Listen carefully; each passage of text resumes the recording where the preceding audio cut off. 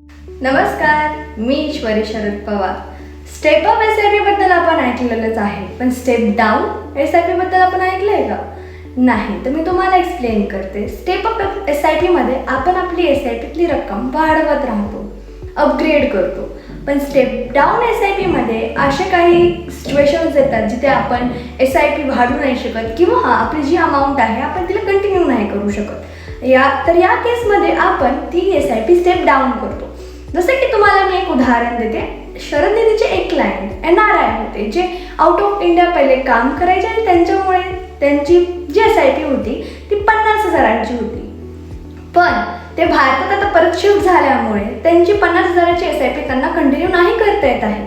तर आपण ती SIP 20,000 वरती आणली. तर याने नाही म्हणलं तरी त्यांचं 12% जरी आपण त्यांचं CAGR पकडला तर त्यांचा आज पोर्टफोलिओ 2 कोटींचा आहे.